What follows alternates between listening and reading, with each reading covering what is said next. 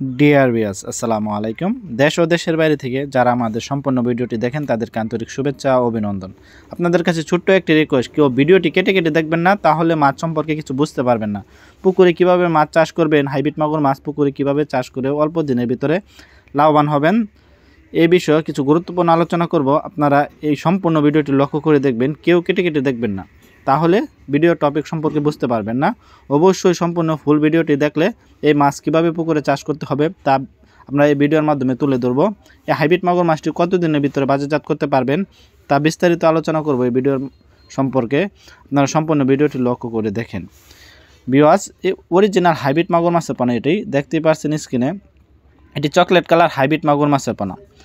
এই হাইব্রিড মাগুর মাছটি বাজারে ভালো মানের চাহিদা ও দাম রয়েছে। এটি পুকুরে চাষ করতে হলে পুকুর প্রস্তুত করতে হবে না, এটি যে কোনো পুকুরে চাষ করে স্বাবলম্বী হতে পারবেন। যেমন এটি ময়লা আবর্জনা পুকুরে বা ভালো মানের পুকুরে, এটি ময়লা আবর্জনা পুকুর থাকলে এটি আপনি অল্প খরচে চাষ করে স্বাবলম্বী হতে পারবেন। যেমন এটির প্রধান খাদ্য হচ্ছে মরা মুরগি লিটার ইত্যাদি পান্তা ভাত, যত পচা জাতীয় খাবার আছে হাইব্রিড মাগুর মাছটি দ্রুত খেয়ে থাকে এবং এই মাছটি দ্রুত বৃদ্ধি পায়। এই হাইব্রিড মাগুর মাছটিকে যত পচা খাবার খাওয়াবেন তত দ্রুত বৃদ্ধি পাবে এবং বড় হবে।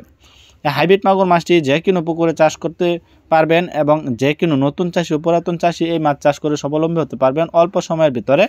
এই হাইব্রিড মাগুর মাছ 3 মাছ চাষ করলে একটা 1 কেজি থেকে 1.5 কেজি ওজন আসে। 1 থেকে 1.5 কেজি 3 মাসে ওজন আসে। এটি 3 মাছ চাষ করে আপনারা এটি বাজারজাত করে দিতে পারবেন। অন্য মাছের তুলনায় এই মাছটি এত সহজে মারা যায় না, রোগবালাই খুবই কম। এই মাছটি দ্রুত সময়ে বাজারজাত করা যায়। বাংলা মাছ অন্য যে কোনো মাছের তুলনায় এই মাছটি দ্রুত বৃদ্ধি পায় এবং বড় হয়।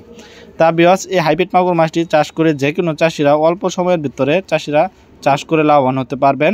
এই হাইব্রিড মাগুর মাছটি যাদের মরা মুরগি লিটার ইত্যাদি তারা যাদের এইগুলা খাবার আছে তারা একদম কম খরচে এই মাছ চাষ করে স্বাবলম্বী হতে পারবেন। আজকের ভিডিওটি এই পর্যন্ত।